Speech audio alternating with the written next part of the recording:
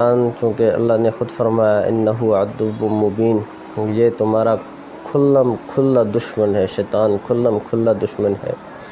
تو ایک شیطان کی شرارت کتابوں میں آتی ہے کہ شیطان کو ایک شخص دیکھتا ہے، وہ کہتا ہے مردود اور لعین، تو اگر اس جہان میں نہ ہوتا تو دنیا میں کتنا امن ہوتا، فساد نہ مچتا اور ہمیشہ کے لیے امن و سلامتی ہوتی۔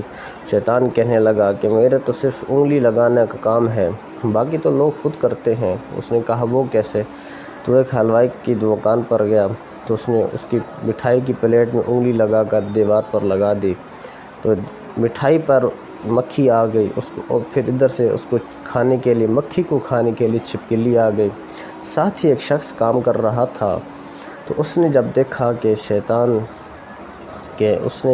کہ چھپکلی دیوار پر ہے، تو اس نے اپنی جوتا اتارا اور جوتا اتار کر اس کو یوں مارا، اور اس کو لگا ہی نہیں تھا کہ دیوار سے ٹکرا کر جوتا وہ اس کی مٹھائی کی پلیٹ میں آ کر گر گیا۔ تو اس نے حلوائی نہیں دیکھا تو کہا بھائی تو نے میری پلیٹ میں مٹھائی کی تھالی میں تو نے اپنا جوتا کیوں پھینک دیا؟ اس نے کہا چھپکلی کو مارنے والا تھا، دیوار سے ٹکرا کر ادھر آ گیا۔ تو وہ آپس میں لڑ پڑے، اس نے اس کو سنائی، اس نے اس کو سنائی۔ جب ایک دوسرے کو سناتے رہے تو حلوائی کی بھی دوست آ گئے، اس دوسرے شخص کی بھی دوست آ گئے، آپس میں لڑائی ہوئی اور فساد مچا اور قتل و غارت ہو گئی اور خون بہا ہو گیا اور بہت ساری لڑائیاں ہو گئی۔ تو شیطان اس شخص کو کہنے لگا کہ دیکھو میں نے تو صرف انگلی لگائی تھی، باقی تو یہ خود ہی کر رہے ہیں، باقی تو یہ خود ہی لڑ رہے ہیں، باقی یہ تو خود ہی ایک دوسرے کو خون بہا رہے ہیں۔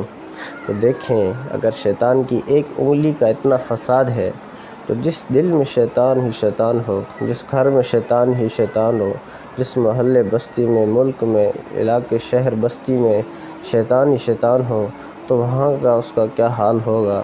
ایک انگلی کے فساد سے اتنا فساد پھیلا، قتل شروع ہو گئے، اور اگر پورا شیطان آ جائے تو پھر کیا فساد مچے گا۔ تو لہٰذا اللہ نے اس سے بچنے کی بھی ہمیں کہا ہے، اور آپ علیہ السلام کی حدیث مبارکہ ہے جس میں مفہوم ہے کہ شیطان سے پناہ مانگنی چاہیے۔ اعوذ باللہ من الشیطان الرجیم، یہ شیطان کی پناہ مانگنے کی دعا ہے، یہ پڑھتا رہے تو اللہ اسے شیطان سے اس کی حفاظت بھی فرمائیں گے۔